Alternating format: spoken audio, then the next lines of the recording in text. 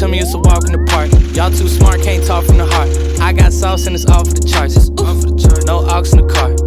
Ride around bumping that first blueprint on this. I ain't tryna hear what the info is. I been tryna move on the impulsive tip. Do you want dip? I can tell you ain't having that much fun. 3 years in with your ex-boyfriend, y'all tied that knot, but it's back undone. Oh yeah, I'm tryna stack 1 ton. You ain't gotta ask where that come from. I ain't never rock no pack, son. I was on the pack at the mall, same mess. I skip class, no hallway pass. I'm team cap, you was always last. She got good hands in the all-state. I got good kids and they all came fast. I ain't gotta say it, you can come to the Ville. Just ask who's hot, they gon' all say Jack. Told me stay down, but I always have. When I come around, man, they always ask, how does it feel? Whoa. Ain't shit, tell me it's a walk in the park. Y'all too smart, can't talk from the heart. I got sauce and it's off the charts. Started my night with the light. When I got to the club, I was off for the dark. And I'm on a wave like a dolphin and shark. Y'all took shots, they was off for the mark. Keep it raw from the start.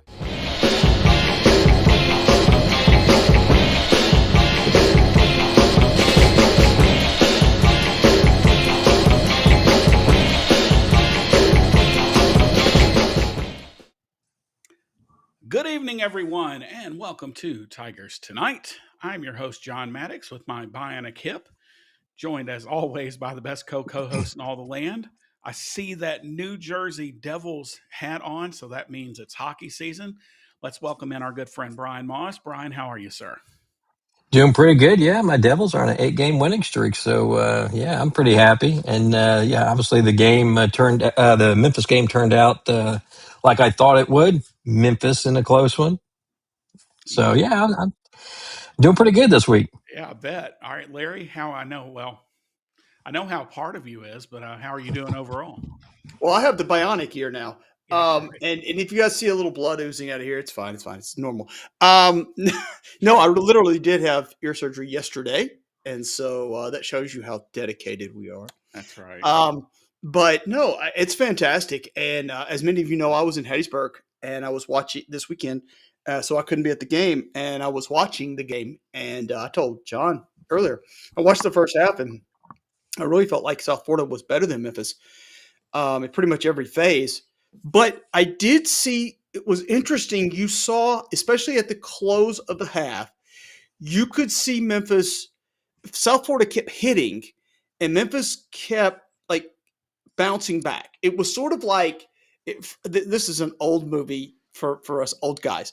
It's sort of like in Rocky 3 when Clubber Lang was hitting Rocky, and then he realized that Rocky wasn't going to get knocked out, right? And it was like that. I mean, they just kept hitting, and finally they just got frustrated with the fact that they kept hitting us and we weren't moving. And you could see their psyche sort of switch. And then in the second half, I think they scored 7 points in the second half, and you could see Memphis just like they kept hitting us, and we just weren't going anywhere. And finally, I think they just wore out. They got tired. You just saw they wore down. Yeah. Brian, what were your thoughts? Yeah, tale of two halves. I mean, in the first half, I just thought Memphis was, just awful. I mean, I guess, a hangover from the previous week. It was like, I don't understand what's going on. But second half, something happened. Just something finally switched, and they put it together in the second half. So definitely kudos to the players and the coaching staff. But yeah, that first half had me real worried because if you remember, my prediction was either South Florida wins big or Memphis wins a close one. And so at the half, I was like, "Ooh, I kind of feel that this may go the other way." But yeah, Memphis came back and pulled together in that second half. And yeah, I mean, what a great second half for this team to hopefully bolster them. Going forward, now they know. Well, I mean, it's not like they didn't know before, but now they have that confidence. After that debacle the previous week, that okay, it's serious. We pulled through it. They went through some adversity. Went through adversity again in the first half. Came through it. This may be the push that they need to go. Finish the season the way they need to. It is odd that it does always seem to be like this tale of two halves, right? It seems to be that, Memphis comes out slow, and we've said from the beginning, this is going to hurt Memphis. This is going to hurt Memphis. And it hurt Memphis last week, but this week, And even last week to an extent, guys, I think you saw the just kind of the resolve that nothing really. This team seems to stay a little mostly even keeled. Mm-hmm. But we say second half. It was really the fourth quarter where Memphis kind of put the game away. Memphis outscores South Florida 14-0 or 17-0 in that fourth quarter, holds them to 89 yards. South Florida carried the ball 8 times for 3.1 yards. In the first half, let's see, look up here. They were averaging 7.1 yards per carry. They also held Brown in check, just 6 of 12 passing for 64 yards. Memphis finally got the running game going, 11 carries for 6.6 yards per carry, 73 total yards. And how about the turnaround in the second half for Brendan Lewis? Looked very tentative in that first half. And looked like he was hurt, like he played like somebody who was hurt, I think. But then as the game went on, he kind of got, as Larry said, he kind of got lathered up there and kind of got used to getting hit a little bit. And then just, kind of got in the flow of his game. He ends up 27 of 44 for 2 touchdowns. His career high, 307 yards. But a lot of that came in, almost all of it came in that second half. Let's see. He was 19 of 27 in the second half after just 9 of 18 in the first. So, and what else do you say about Cortez Bram? Another fantastic touchdown catch right in virtually the same spot that he had that amazing catch. And even that, you look back, Jamari Hawkins has almost the exact same catch that he had in the Arkansas game. So, just again, a tale of two halves. But Memphis does have to figure out this. How do we get going early? Because it's right, Larry, it's become a problem. It's become a problem. And Memphis just seems to kind of sleepwalk. And then they have that ability to turn it on. And that's not going to work as you move the rest of the way through the season. I think part of the issue, and we talked about this, is I think some of our calls tend to be a little more conservative in the first half. It's almost like we're feeling out the other team. There was one series actually that led to a field goal at the end of the half where we had them stopped, and then we had blitzed twice. We got to the quarterback twice, and then sit 3, and he was able to pick apart a soft zone. And I was just like throwing things because why? You blitzed him twice, you got to him twice, and you stopped. I didn't understand that. So I thought some of our play calling was tentative. I will tell you this. I think that both the players and the coaches were a little scared of USF. I do. I think they were. Timeout. Yep. We have a USF injury on the field. We need. But I think they were a little intimidated by the tape, what they saw, and I think a couple of things happened. First of all, when we got out there, they found out they're not that good, and then when we actually started punching them in the mouth, we said, okay, we're as good, if not better than them. And you saw that shift throughout the game. But I do think there was way, way, way too much respect paid early in the game. I believe that. And B, I think it's a case of, like they say in basketball, we'll just use that for instance. Steph Curry is going to get his, and he just the first person popped in my mind. I'm not going to let anybody else beat me. And I think the staff eventually figured out Byron Brown's going to get his yards. He ended up 21 carries, 121 yards, 2 touchdowns, had a long of 44. That was a fantastic touchdown run. But then I think they said, okay, the next was Franklin. He had that 73-yard run. Okay, fine. You take that 73-yard run out. He had 5 carries for 13 yards.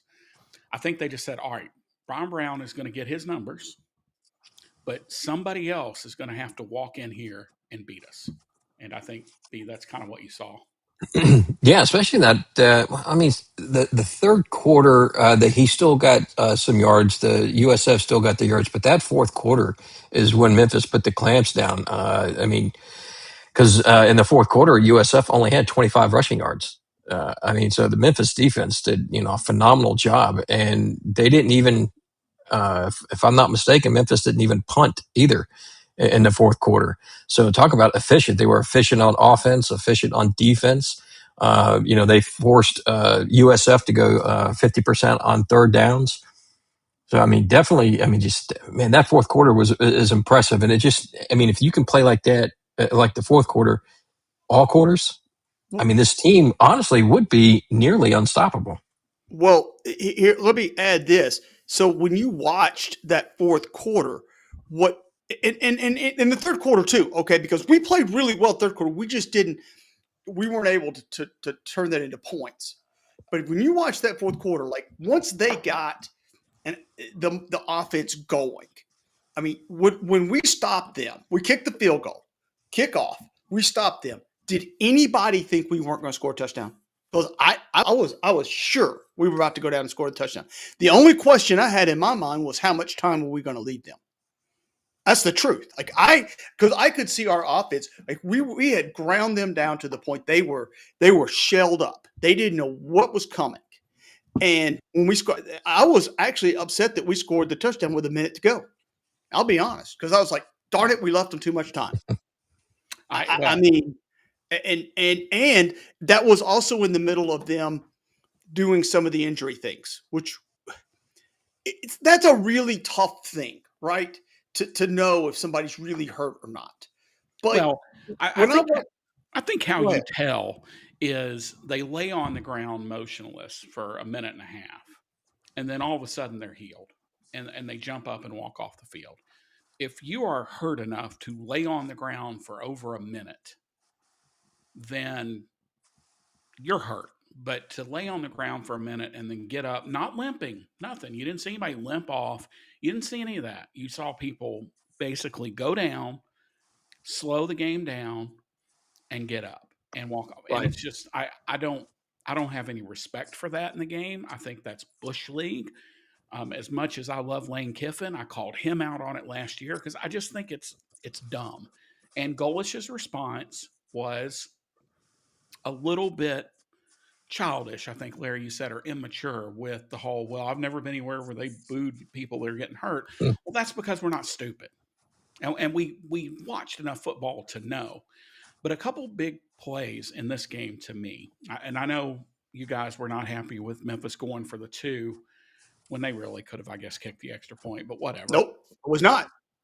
USF went on 4th and 3 from the 7-yard line and called a really bad play. Yep. And so they turned it over on downs. Now, you say, well, John, Memphis goes down and misses the field goal. But what that tells you is the staff is that tells you that Golish was a little nervous, that he knew Memphis was rolling.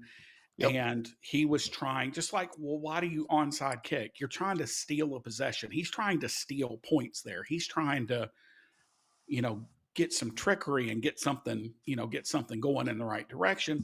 And it backfired on him because it was dumb. It was just stupid. He shouldn't have gone for that there. Just kick the 3. Let's see, if you kick the field goal there, it's 27-17 at that point. Right. But, you go down, Memphis misses the field goal, and to your credit, you get a touchdown. They run it 73 yards for a touchback for a touch, or was it 73 yards? Yeah, 73. 73 yards. Yeah, Sam Franklin. And so now you're like, oh, well, that worked out. It's 31-17. But you could still kind of I just got the sense that Golish could kind of feel it slipping away a little bit. And then when we scored that touchdown and went for 2, I was very frustrated because we had, and you tweeted this or maybe you texted it to us. I can't remember, but whatever.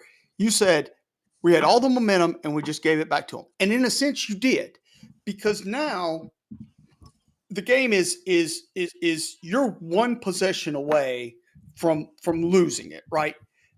Now defense, and that's a slip and a guy makes a play, right? You have to play perfect from this point on, which they did. But my point was, if you kick the extra point, you're, and I know the analytics say you're supposed to, but that's just, you got to read the game. It can't always be what the coach's cheat sheet tells you to do. You also have to feel the game out. What's going on in the game, the ebb and flow. You have all the momentum. Kick the extra point, let the crowd cheer, kick off, stop them. I mean, that's what you need in that situation. Now, look, it all worked. He ended up getting the 2-point conversion later. I mean, it all worked out. But guys, But you wouldn't have had to go for the two at the last one had yep. you have kicked the field goal. All right. Well, I'm That's gonna. why I'm in this. Don't go unless you have to. I mean, I'm an analytics guy. I love analytics, but yeah, I'm with Larry. You have to have a feel for the game, and to me, that it didn't feel right there. It felt icky. Well, but if your offense, but here is I was trying to work out the math earlier, and here's how I finally worked it out. You go for two and you get it. So now you're at 30. What's that? 31-25. You know that now I can be have to settle for two field goals, and at worst, the game is tied. At the worst, because that gets you to 28 and to 31.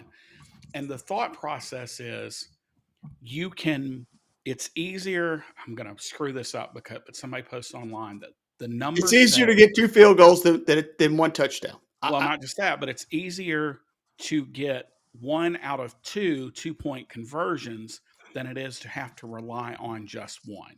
And basically, that's just saying you have a 50% shot, right? But it's math. But I mean, I see both sides. In the heat of the moment, there's no way Memphis should go for that. No way at all. No, it makes no sense. But when I sat back and I looked at the numbers, I was like, okay, I see what he was trying to do there. Just the same thing that Golish is trying to do when he goes for it on 4th down at the 7. It's a way to send a message. Now, you could also say, well, it was a way to think, well, maybe Memphis is nervous and this is their way to try to, snatch momentum, because that's usually what happens. I don't know why I just reconnected you there, B. I don't know what's going on. Anyway. Sweet. Well, here's what I'll argue. And look, it all worked out. It doesn't matter. And in at the end of the day, the score ended up being exactly what it would have been. Okay, which is 34-31.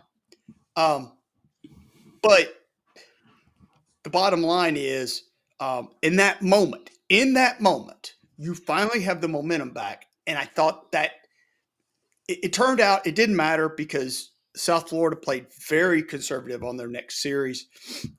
They looked tentative, and Memphis was delivering blows, right? And then we go down and kick the field goal, right? So, but anyway, look, our field goal kicker, he drills them from 50 and then misses them from 30. I don't understand. Well, no, I mean, it was 44, but it is kind of funny that he's missed, I think, 3 kicks this year, and all of them have been between 40 and 45 yards, I think, and he's been perfect from over 50. From over 50. Which, hey, don't forget the holding penalty on USF right before Grammatica missed the field goal, because that would have been, he probably would have made that shorter one, but he the had holding penalty knocked him back. That dude had 2 critical penalties in the game. Let's see if I can come back to it. Cole Best, he had 2 very critical penalties in the game. One was a false start or a procedure penalty earlier, and then he complained about the hold, but I mean it was patently obvious it was a hold. I mean, he held the guy, he tackled him, right? Held him, let him go, grabbed him again, and tackled him, and you just this ain't WWE, right? But yeah, that was huge, because now that takes you from the 24 back to the 34. So now what was a 41-yard, 42-yard field goal now becomes a 52-yarder. And of course he misses it. And again, I think, man, that's a tough spot to put a kid in a tough environment like that. I didn't like his chances when he lined up. I was watching it on my phone, and you could tell like he was tentative. The snap goes down and he kicked it. I mean, look, I'm no fan of kickers, but like that was a tough spot to put him in. A 52-yarder, basically your season's on the line. And I'm wondering too because Memphis had another timeout, did they not? I'm wondering if Grammatica was thinking, oh, they're going to take another timeout. You can't anymore. You Oh, you can't can't. take Okay, two that's what I dead. was thinking about. Yeah, I couldn't remember if that rule did change or not. Yeah, you can't take two dead ball timeouts. And Jeb brings up a good point. It probably wouldn't have mattered either because the center It just was a bad snap. the snap was not great. It kind of, lucky he got it down because it kind of hopped back there, and it was a great job by the holder to even give it a shot. But once it left his foot, it was no good. It was trailing off to the left. But yeah, just a good win. I mean, It was a great win, a great bounce back win, guys. I mean, if you're gonna like, it's frustrating when you think back to what happened in Birmingham, which I still blame on myself. But regardless, the bottom line is there's no excuse for losing that game, no matter what the situation is. And we showed how good we really are last Saturday. And so now we got to go out and figure out how to make sure we don't do that again. because you have two road games left. You have Well, starting this Friday. starting Friday, Rice, and then we'll talk about them in just a minute. And then, in my opinion, the next spot Memphis could really slip up, which is at East ECU. Carolina on November Yep. 15th. But once we get past this Friday with Rice, and look, we'll get into them in just a minute, but be real, Rice is 4-4. They're a much better team than UAB, but I just think that they don't have some of the factors. And looking back, Memphis could have won the UAB game if they Should have don't won the UAB game. if they don't just pretend they're John Maddox on a first date down at the goal line and just make a mockery of everything. They could have won that game. But so Brian, what is your biggest takeaway from this game? My biggest takeaway, honestly, is the way they come back. I mean, it's twofold to me. The way they came back, and last week, I believe UAB had more big plays than Memphis, and I would, just going into it, I would have thought that South Florida would have more big plays than Memphis, and it wasn't the case. Memphis is the one that actually had more big plays. I think four of them. I think Memphis had 14, if I'm not mistaken, and I think South Florida had. I know South Florida had 10 big plays, but the way Memphis, contained South Florida in that second, especially that fourth quarter. I mean, it just blew me away. That fourth quarter was mighty impressive, and it just makes you. I mean, if you're a Memphis fan, you just go back and like, oh, what ifs? What if Memphis didn't blunder it last week? But still, everything's in front of you. I mean, you really do still control your own destiny, and you are in my opinion, Memphis is the favorite for the rest of the way, and to favorite to go to the college football playoff. I mean, you don't have to worry about South Florida anymore. I mean, you could see them again in the uh, Championship. the championship game, but South Florida has to travel to Navy. That's not an easy. That's not going to be an easy game. And UTSA, I know that UTSA is not the same UTSA, previous years, but they still have the ability to give you fits. And I don't know. They're kind of Dr. Jekyll and Mr. Hyde. UTSA. What type of UTSA is South Florida going to get? The team that steamrolled Rice, or the team that got steamrolled by North Texas? So it's not a given that South Florida will be in the AAC, or sorry, the AC championship game. Well, So yeah, Memphis is the favorite. you look at their remaining schedule. They have they're off this week, and then they have UTSA at home, at Navy, at UAB, home for Rice. Let's see. I'm going on the fly here. No, I don't think they have possession of USF's playbook. I don't think that's going to be an advantage. So for Tulane, they are at UTSA Thursday, at Memphis. I love how Tulane calls it at University of Memphis on November 7th. And then they're at home for Florida Atlantic. They go to Temple. They need to be careful up there. It's danger Will Robinson territory. And then they are home for Charlotte. Let's see. Trying to pull up all these. I meant to have these all loaded up, but hey, And then let's see. So we're looking at Navy. Here's how Navy finishes. Their course at North Texas this weekend. That's a big game for them. And then they're at Notre Dame, home for USF, and at Memphis. So they have a killer closing part of the schedule. So, as not to steal your thunder, Brian, going to be interesting. So, Yep. And it could be that no one in the American Conference will go undefeated, yeah, I don't think about it. Well, and then I'd have to look at the tiebreakers. I know Memphis would be in there because they would have beaten Navy, Tulane, and USF. But if everybody else has one loss, ooh man, does that put North Texas in? you know how we win the tiebreaker? Man, We have the best weather guy in the conference. How about that? The That's one and it. only Eric that's Procy it. from MemphisWeather.net. Undefeated. Undefeated 8-0 Undefeated. for weather this year. It was a little close last week, but we made it through. And first of all, I meant to start at the top. And Eric, I'll let you talk about the meteorology a little bit if you want to. But hearts go out to the people in Jamaica. Just we can't comprehend the strength of Hurricane Melissa. And of course, as a travel agent, I send a lot of people to Jamaica. The place has my heart, and I just some of the pictures. But Eric, we can't wrap our heads around like this was truly a historical storm. No, that's exactly right. Record books, all the way around, tied for the strongest by wind strength landfall in the Atlantic on record. 185 miles per hour when it made landfall in southwestern Jamaica. Second lowest pressure recorded on record in the Atlantic Basin this late in the year. All these things just came together, and as slow moving as it is, they've been dealing with rain, very heavy rain for a couple of days down there before the wind ever even got there. So the videos are astonishing and devastating. We'll just hope that relief can get there quickly, and help get those folks back on their feet, get that tourism industry back going, right?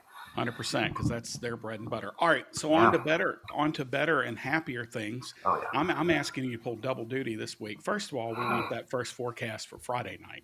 Yeah, I'm going to go 2-0 this week. We're going to just call it right up front. Houston's used to a lot of humidity and just kind of, Houston is what Houston is. But I'll tell you what, they've getting their first fall cold front today. And it looks absolutely gorgeous Friday evening for a football game in the city of Houston. Kickoff is at 6 o'clock. Looks like temperature is going to be around 68, 69, and falling to about 62 during the game. Light winds, clear skies. It's just ideal football weather for Friday night. So that looks really good as far as football games concerned. All right, so now I always say this is my favorite Saturday of the year because this is the U of M Bandmasters competition where all the area marching bands come together for a marching competition that benefits the U of M Band Alumni Association. And Eric, of course, has been doing the weather for them for a long time. And he said he's going to go 2-0 this week because it looks like you've dialed up a beautiful forecast for Saturday as well. Yeah, been kind of keeping an eye on a little bit of a kind of a weak cold front moving through Saturday night. Actually had about a 20% chance of rain in there the last day or two. I pulled that out now. It looks like any rain might stay to our south. So it is a long day. The afternoon highs will be in the lower 60s, partly sunny skies. The wind should remain light. And by the time we get to after dark and the awards will be being handed out, it'll be about 50 degrees. So it'll be cool. If you want to have a jacket with you, it'll be nice during the day, but those late bands will be a little bit chilly in the evening. But that's what we get this time of year here in Memphis. We'll take it. We will certainly take it with no rain. All right, tell everybody how they can keep up with all the latest weather. Yep, social media is where you can find all the latest information from us. Memphis Weather 1 on any of your social media feeds that you follow, we're there. And make sure that as we get into November, we start getting strong fronts and sometimes some a little bit of severe weather hints every once in a while. So download Stormwatch Plus. That is our mobile alert app for severe weather, and that'll even wake you up in the middle of the night if it needs to. Awesome. So, Thanks so much, Eric. Appreciate yep, you. We'll see thank you. you. Next week. See you Saturday. Yes. Eric Proces, MemphisWeather.net, bringing us the forecast. Looks like it's going to be a lovely evening and beautiful scenic. Well, we'll stop there with Houston at Rice Stadium as the number 25. I forgot to mention that Memphis Tigers pay a visit to Rice, and they will take on a 4-4 Owls team that talk about Jekyll and Hyde. They just came off of a 37-34 win um, over UConn, and they did that in two overtimes. The week before, they get absolutely pummeled by UTSA, 61-13. Or it went on that was the end of a 3-game skid. They beat Charlotte 28-17. Beat up on Prairie View A&M 38-17. Beat Louisiana the first game of the year 14-12. So, guys, you've got Rice sitting here at 4-4. They're 1-3 in the league. It's a Friday night. What does this look like? Well, all right. So you're on the road against a bad team. Good thing that hasn't happened to us yet this year. Right. And you're short week, relatively short week. Now, you had an 11 o'clock kick, so that helps, right? Because you played as early as you could on Saturday. So you're going into this game, you're thinking, okay, your mindset needs to be, we just saw what happened to us at UAB. We've got to go out there and take care of business and not just, we've got to be focused, go in, don't let any of this outside stuff. It's not going to be a big crowd, most likely. It'll be friends and family weekend. And that's, that's your friends and family that'll be there, not theirs. And my point is, when you get in that environment, it can be hard to get hyped up, right? Because like last weekend's easy to get hyped up because you got a huge crowd and everybody's screaming. But you got to make your own energy, and that's difficult sometimes, guys, especially on the road. And that's where the coaches have got to get these guys ready, be focused when they walk out of there, punch them in the mouth. Don't hold back and just make it happen immediately. So Rice is led by Quentin Jackson, who's averaging right at 82 yards per contest on the ground. They've struggled a bit, through the air, but I haven't seen them in a while, but they used to run this kind of hybrid option type deal. So they really struggle with the passing game. As boy, I'm looking here. Is that right? 93 yards per game. Wow. So Chase Jenkins, quarterback's played in 8 games. He's completed 69.4% of his passes, 744 yards, 5 touchdowns to 1 interception, and at 93 yards per game. So they're not they're not overrunning you with No, their passing game is third worst in the nation. yeah. And Quentin Jackson, the alternative to that is Quentin Jackson has carried the ball 117 times. So he has almost doubled up Rice's passing attempts on the season. Rice's leading receiver is Drayden Dickman, who is Drayden Dickman, who plays in the slot. He has caught 28 balls for 292 yards. That's 36 and a half yards per game. He's got 3 of the 6 touchdowns that they have scored this season through the air. Quentin Jackson has 6. One thing that kind of stood out to me in this game is when I was looking at the stats. These are the let me see, where is it? Red zone.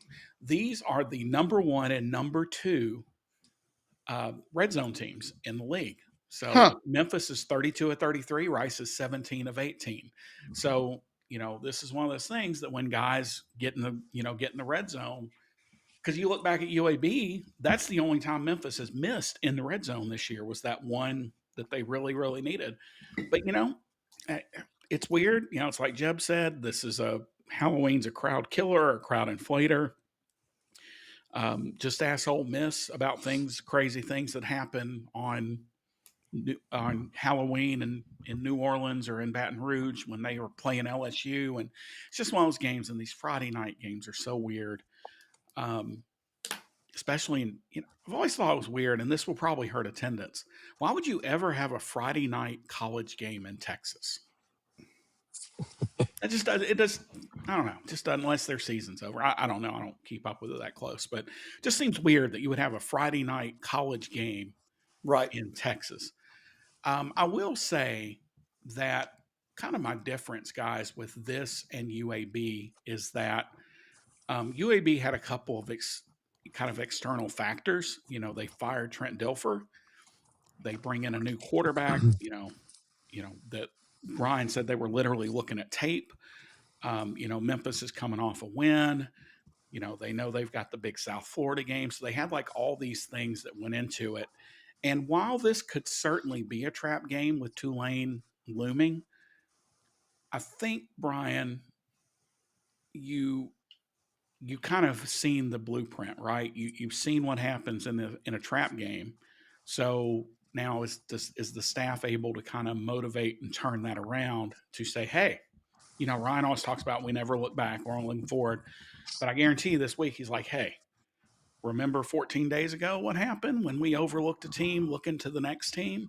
So to me, I think that's the big question is can the staff kind of Yep. put a roadblock up with that? Oh, you're going to have to. Historically speaking, remember the Alamo since it's going to be Texas. Remember what happened 2 weeks ago. A team that you should have easily beat handedly.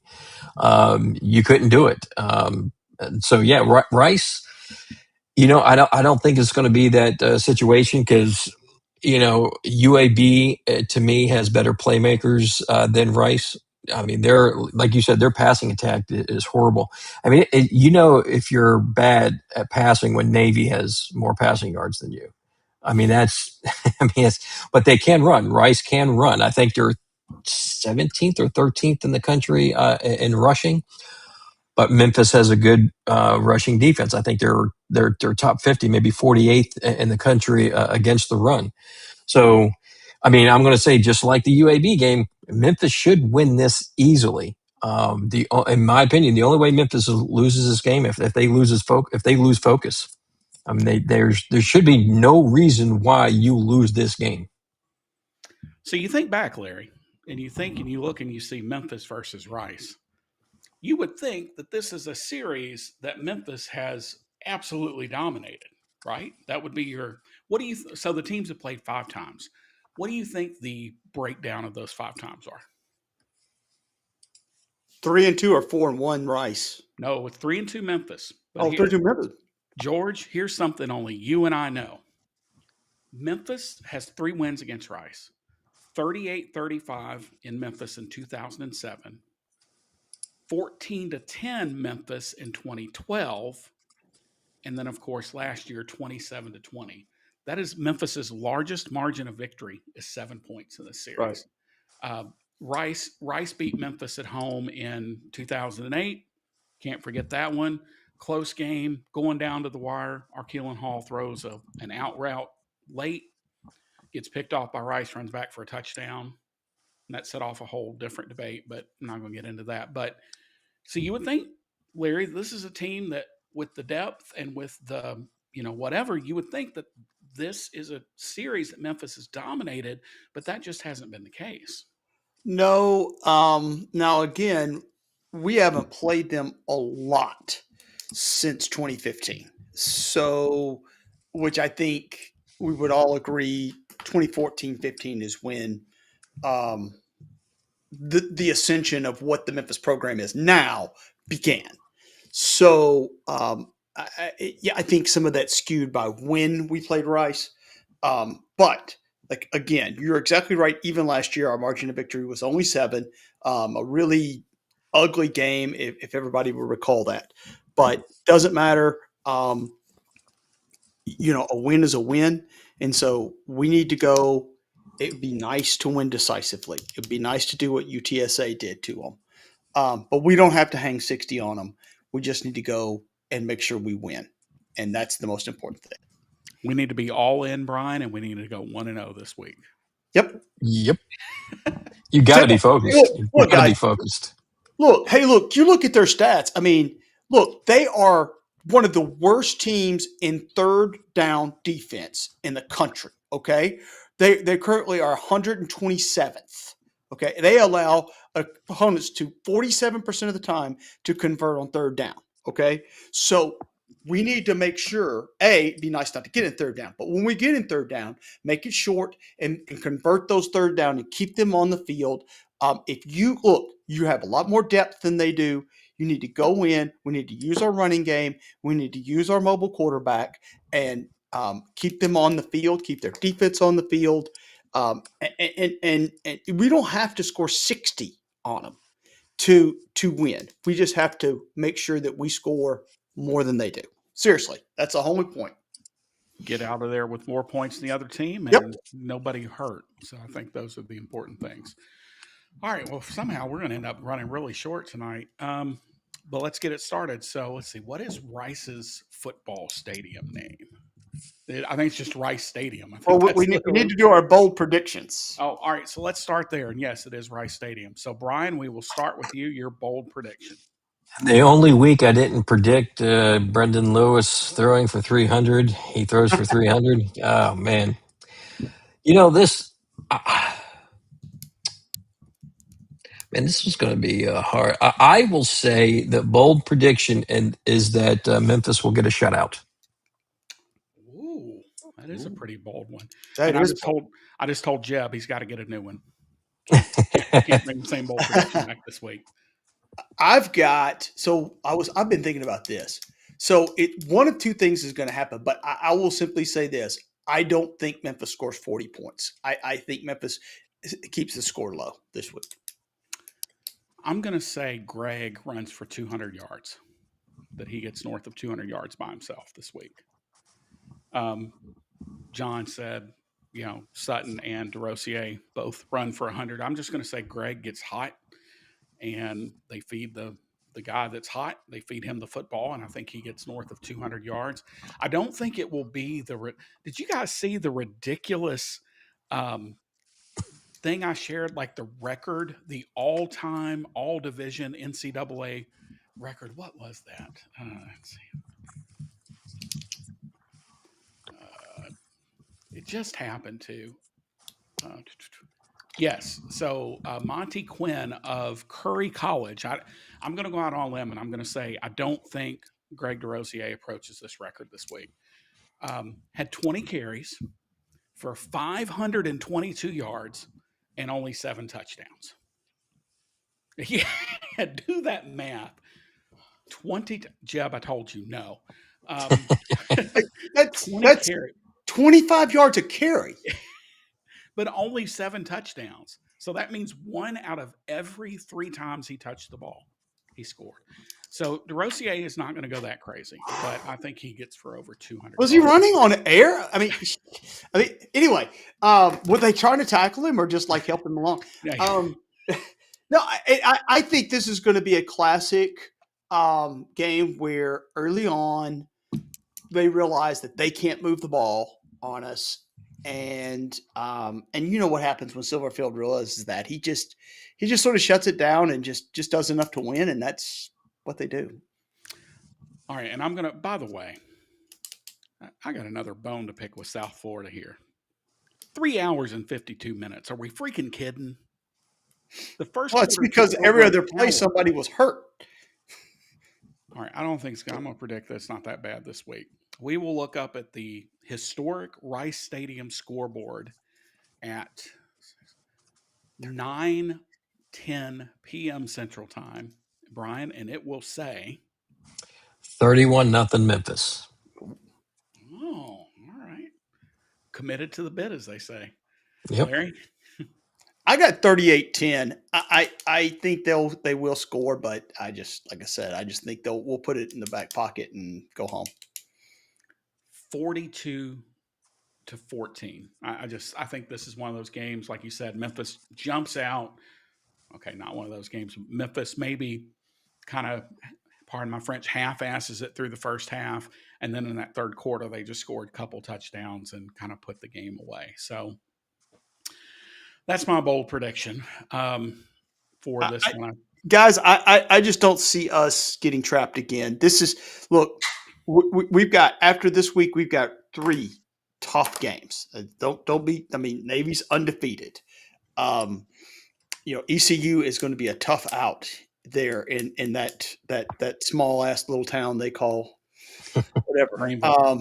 And then of course Tulane here. That's not going to be an easy game. So, go in, take care of business, and get ready for the stretch run. Yep. This is the last breather on the schedule for sure. So, hey, thanks everybody for joining us tonight. We really appreciate it.